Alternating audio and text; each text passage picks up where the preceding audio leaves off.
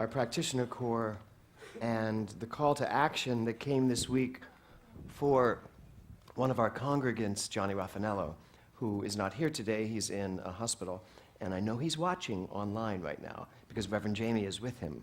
So we send all of our love. So let's all just say, hi, Johnny. And I really do appreciate all of the practitioners and ministers who've surrounded this man with love and light. And the same thing for Laura Bell Bundy's father, who wrote me an email just as I was coming today, saying that she was with her father who was having a rough time. And would we know something for him? And that's something you get to do. You get to tell us when you need our light. Yeah. That's what she's talking about. So,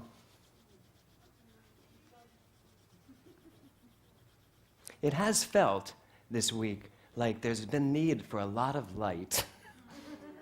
It has. Many situations and many people who are going through certain challenges who need light. And it's not that you don't have your own light inside, it's that you recognize that sometimes we take our light and dim it because we're thinking of other things, or we're allowing ourselves to be attached to our conditions. And then you just need to reach out to us and say, I need your light. I need you to bring some of your light and shine it on my light, because when light hits light, what happens? It explodes.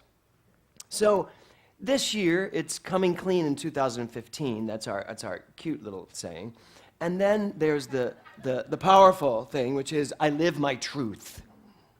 And the truth is that you are light, and that I am light. That's all I am. I'm not all of the other stuff.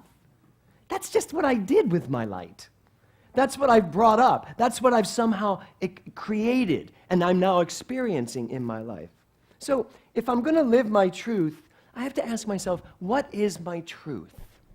You know, when I said I live my truth, what are you all thinking? If you're living your truth, what are you living? What is that truth? And you know what? I am God. While that works for me, I know it doesn't work for all of you. All of you. It just came from Philly. Might as well just be in Philly. Right? Y'all, yous all. I know that I am God doesn't work for everybody. Why do I know this? Because you tell me. And you know who you are. Okay, but it does work for me. That's my truth.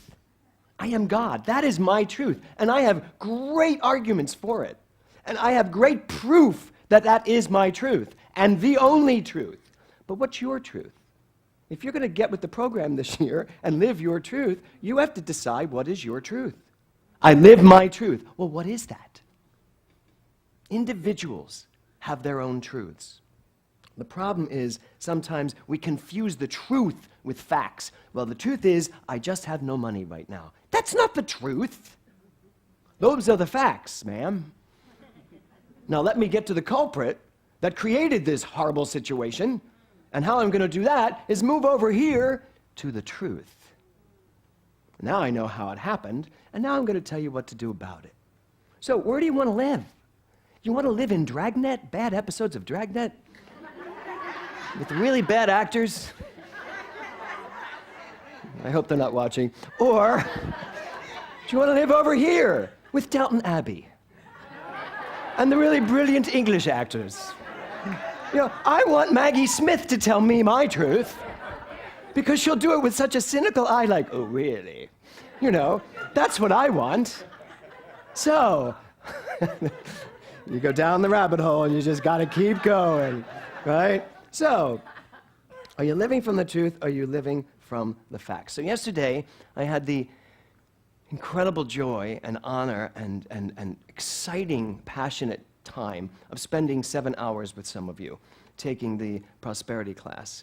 And it was so amazing. First of all, for me to stand for 6 hours, and not feel it, and not even feel tired. And when it was over, I was more excited than I was when I started. It was just so amazing.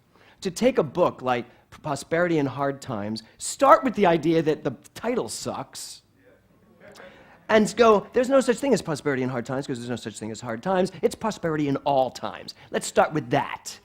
And now let's move forward. And we spent 6 hours it was just amazing. But one of the things that came up yesterday is this idea of living from an already established premise.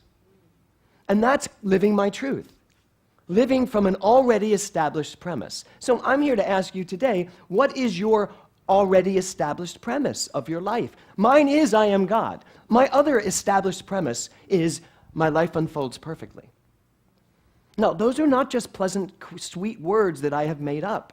Those are words I live my life by. That is my truth. I live my truth. Something happens, and my go-to has to be, this is for my highest and best because my life is unfolding perfectly. And if this isn't my life unfolding perfectly, I just blew my premise out of the water. And now what am I living on? Or if I am God, how can I hate myself in any situation by saying, well, I'm not God here. Well, then who am I?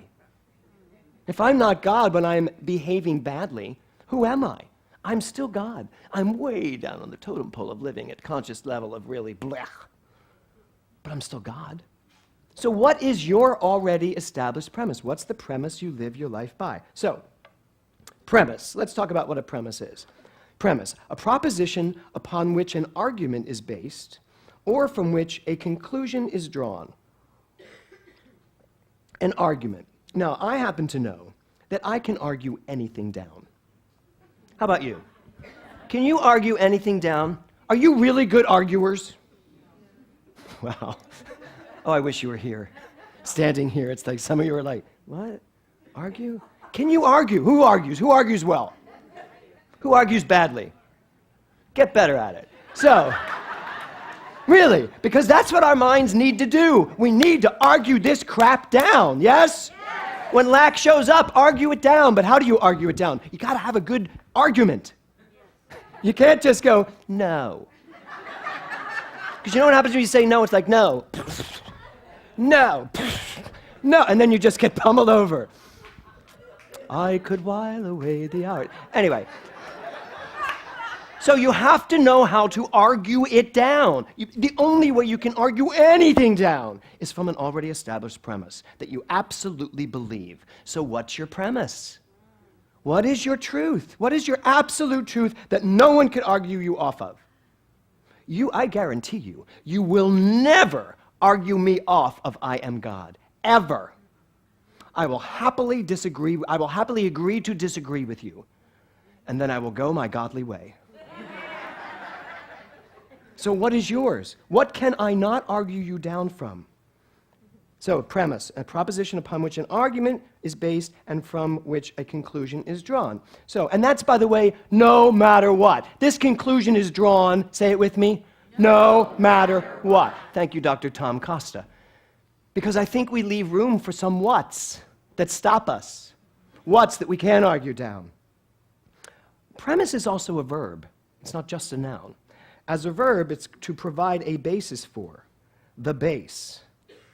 So this premise holds up your entire life. So what premise is holding up your life? That's my question. What premise is holding up your life? Which brings me to this month. So this month's theme is surrendering to the light. And Karen just sang that beautiful, beautiful song, right? The light. What is the light? If we're going to sing these songs and we're going to say, I'm surrendering to the light, we have to know what the light is. So is the light possibly an already established premise that we have all agreed to understand what it means? Did any of you not know what she was singing about when she sang, about the light? No, we all did. So we all have an already established premise that the light means what? God. It means clarity, brightness, vision, wisdom, all that great stuff that the light is. But in that premise, are you the light? Or are you experiencing the light? These are really important questions.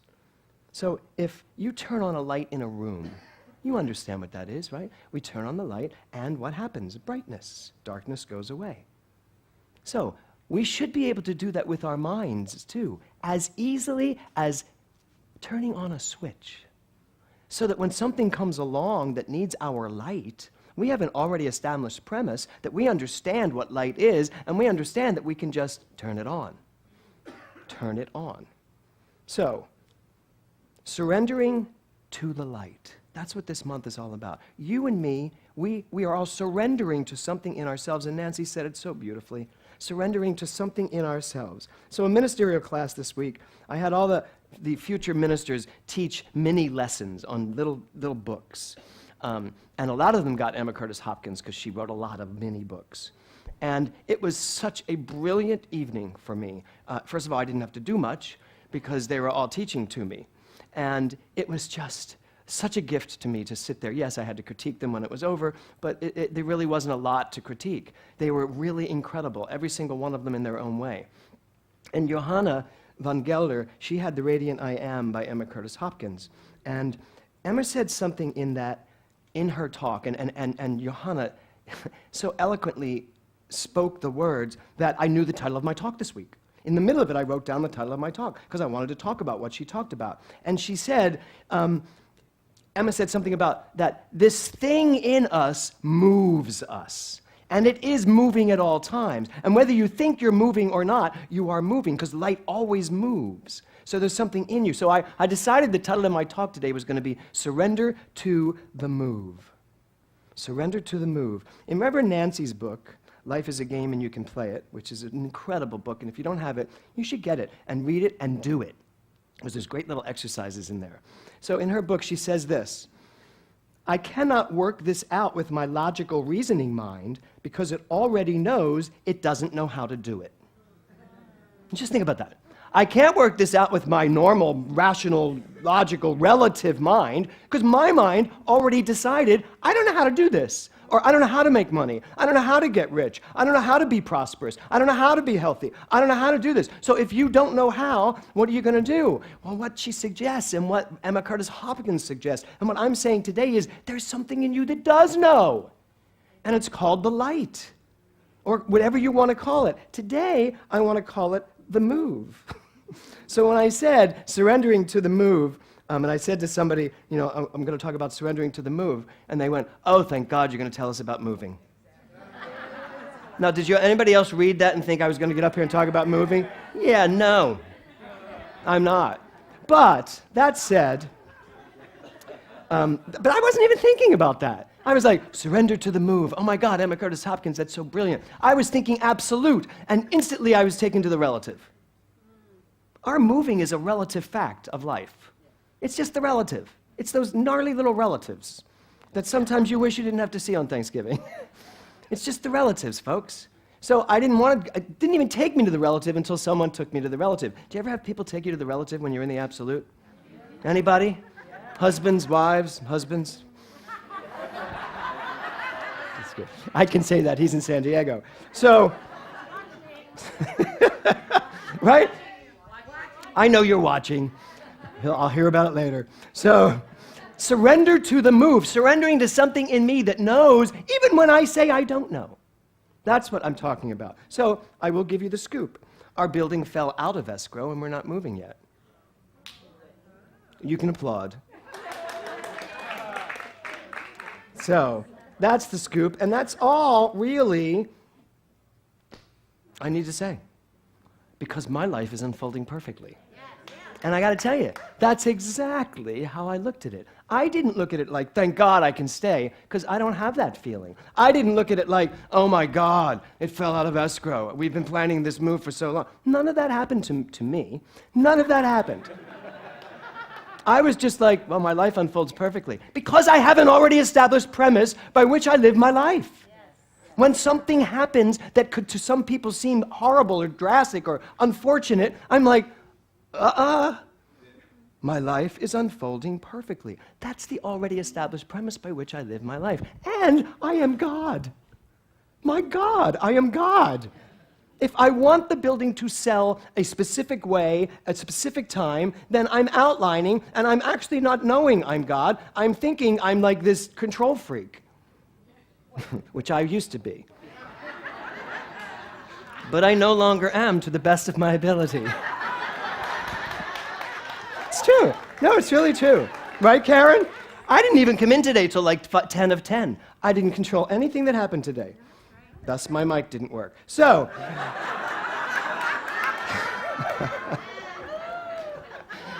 I love it when I let you into the way I'm thinking, exactly as I'm thinking it.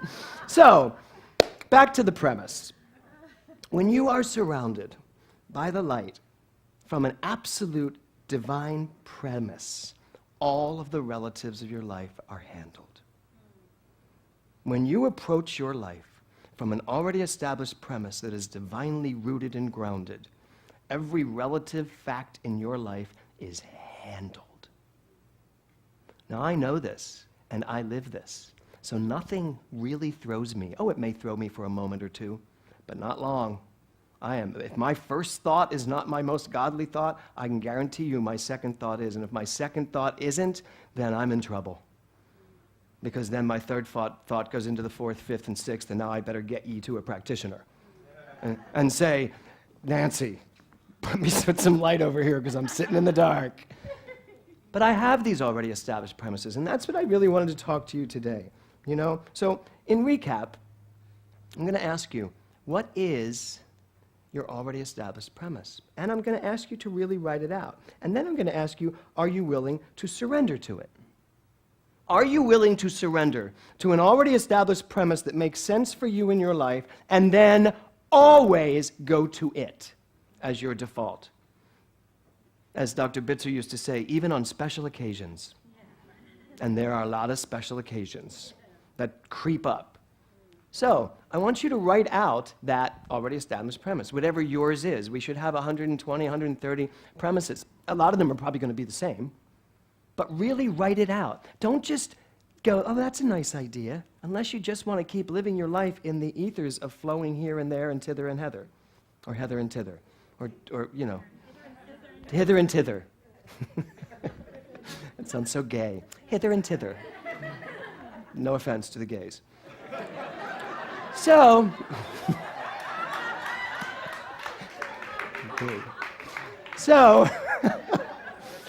so, are y'all willing to come up with an already established premise?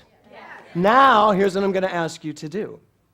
You ready for this? Karen Frost, are you in the room? Okay, you're going to kill me for this, but I want you to email them to Karen. I do. I want you to email your already established premise to admin. It's admin, or isn't it, or is it Karen? Karen at globaltruthcenter.org. Now, I will know whether you've come up with one or not. Now, it's not like I'm trying to hold you accountable, or am I? I'm just looking for what they are. I want to read them. I want to be surrounded in them, and then I want to put a page on our website that is filled with them, so that any time you need to go look for them, you'll find them. Yeah. And we'll know exactly where they are. So really, I'm asking you, I'm giving you homework. I never give homework on a Sunday. I'm going against what I teach the ministers. I'm like, on Sundays, you don't give homework. You don't teach. You merely inspire. But I hope I'm inspired. I don't hope. I know I'm inspiring you to come up with this premise. Yes? Yes?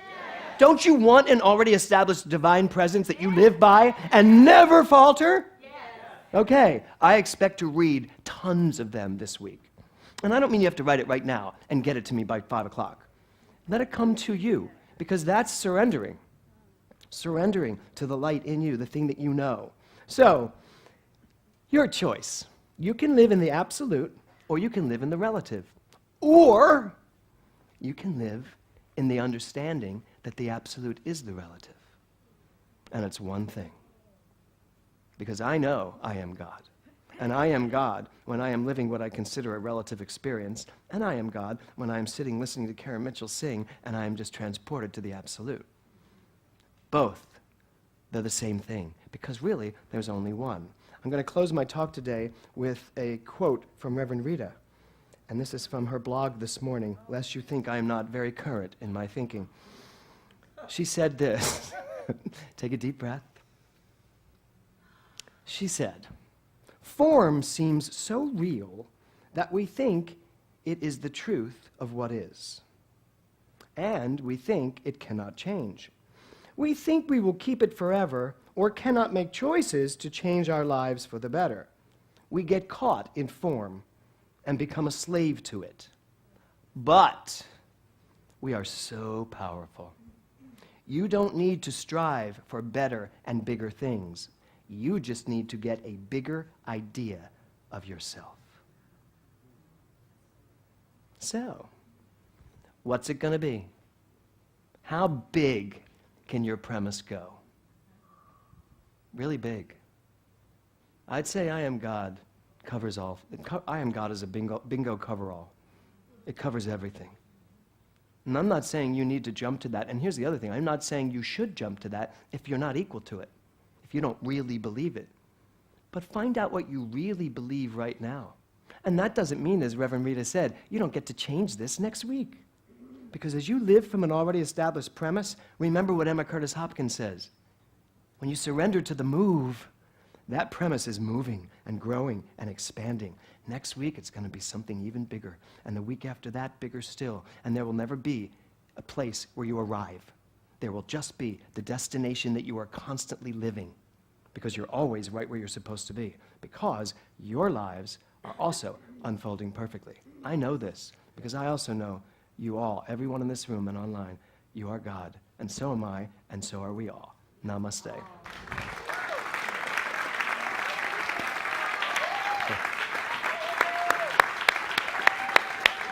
Thank you, thank you, thank you.